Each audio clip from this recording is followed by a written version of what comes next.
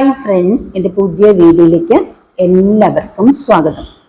ഇന്ന് ഞാൻ പുതിയൊരു വീഡിയോ ആയിട്ട് വന്നിരിക്കുന്നത് കേട്ടോ. ഇന്ന് നമ്മൾ കുളിക്കാൻ ഉപയോഗിക്കുന്ന സോപ്പ് ഒന്ന് ഉണ്ടാക്കി നോക്കാമെന്ന് വിചാരിച്ചു. അപ്പം നമുക്ക് ഇഷ്ടമുള്ള പല പല ടൈപ്പ് സോപ്പുകൾ അല്ലെങ്കിൽ നമുക്ക് പല പല ബ്യൂട്ടി സോപ്പുകൾ തനിച്ചൊന്ന് ഉണ്ടാക്കി അതെങ്ങനെയാണെന്ന് പരീക്ഷിച്ച് നോക്കാമെന്ന് വിചാരിച്ചു.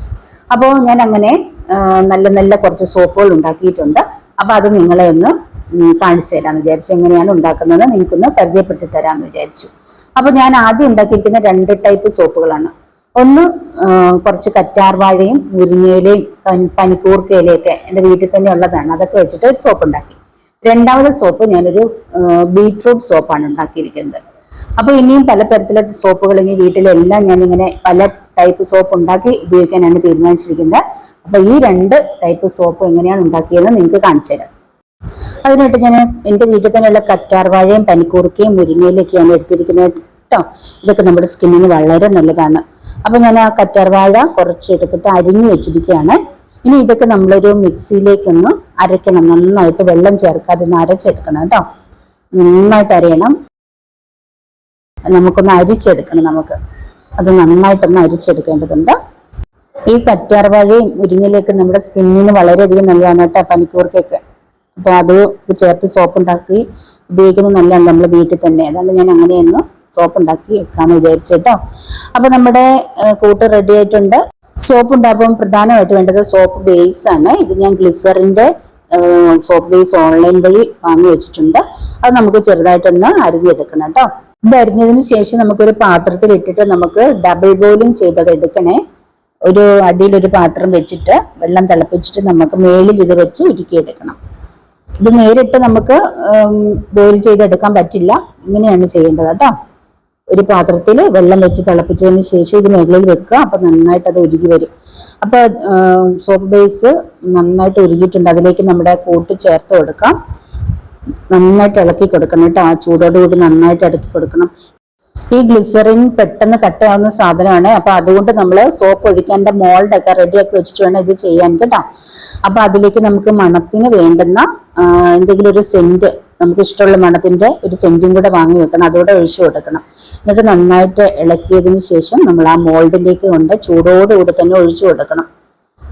ചൂടോടുകൂടി ഒഴിച്ചു കൊടുക്കുക കേട്ടോ. അപ്പൊ ഇത് പെട്ടെന്ന് തന്നെ ഒരു 3-4 മണിക്കൂറിനുള്ളിൽ തന്നെ അത് കട്ടയാവുമേ. നമുക്ക് എടുത്ത് ഉപയോഗിക്കാൻ പറ്റും. അതുകൊണ്ട് തന്നെ നമ്മളെല്ലാം റെഡിയാക്കി വെച്ചിട്ട് വേണം ബോയിലിങ്ങിലേക്ക് വരാനായിട്ട്. അപ്പൊ പെട്ടെന്ന് തന്നെ നമ്മൾ അതിലേക്ക് ഇങ്ങനെ ഒഴിച്ചു കൊടുക്കുക കേട്ടോ. അപ്പൊ ഇതാണ് ആദ്യത്തെ സോപ്പ്. 3 എനിക്ക് കിട്ടി. 3 സോപ്പിനുള്ളത് ഉണ്ടായിരുന്നു കേട്ടോ. ഇനി നമുക്ക് ബീട്രൂട്ട് സോപ്പ് എങ്ങനെയാണെന്ന് നോക്കാം. ഇതൊന്ന് തണുക്കാനായിട്ട് മാറ്റി വെക്കാം നമുക്ക് കേട്ടോ. ഇനി നമുക്ക് ബീട്രൂട്ട് ചെറുതായിട്ട് അരിഞ്ഞിട്ട് ഒന്ന് മിക്സിയിൽ നന്നായിട്ടൊന്ന് അരച്ചെടുക്കണം. വെള്ളം ചേർക്കാതെ ബീട്രൂട്ട് അരയ്ക്കാൻ പറ്റത്തില്ല. അതിന് കുറച്ച് വെള്ളം ചേർത്താണ് ഞാൻ അരച്ചേക്കുന്നത് കേട്ടോ. അത് എന്നിട്ട് നമ്മൾ ഇതുപോലെ തന്നെ അരിച്ചെടുക്കുക. എന്നിട്ട് നമ്മളുടെ ഗ്ലിസറിലേക്ക് ഒഴിച്ചു കൊടുക്കുക. നമുക്ക് ആ സെന്റും ഒഴിച്ചു കൊടുക്കുക. നന്നായിട്ട് ഇളക്കി സെന്റ് ഒഴിച്ച് നന്നായിട്ട് ഇളക്കിയതിന് ശേഷം നമുക്ക് സോപ്പ് മോൾഡിലേക്ക് കൊണ്ടുവന്ന് ഒഴിച്ചു കൊടുക്കാം.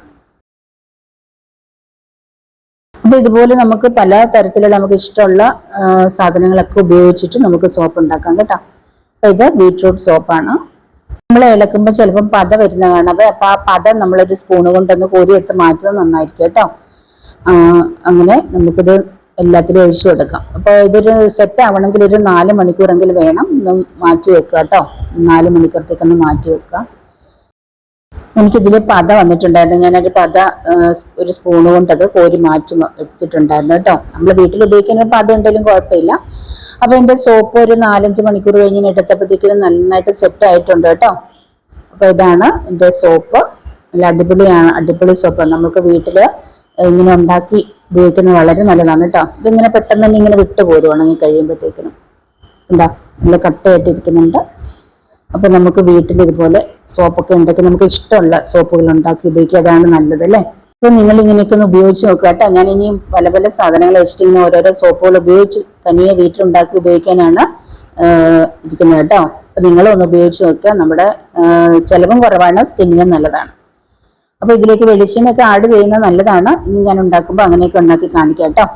അപ്പോൾ ഈ സോപ്പ് നിങ്ങൾക്ക് ഇഷ്ടപ്പെട്ടെങ്കിൽ ലൈക്ക് ചെയ്യുക, കമന്റ് ചെയ്യുക, മറ്റുള്ളവർക്കൊന്ന് ഷെയർ ചെയ്ത് കൊടുക്കുക കേട്ടോ. അപ്പൊ നിങ്ങൾ വീട്ടിലെ സോപ്പൊക്കെ ഉണ്ടാക്കി ഉപയോഗിച്ച് നോക്കുക. അപ്പൊ ഇനി മറ്റൊരു വീഡിയോയുമായി കാണുന്നവരെ ബൈ.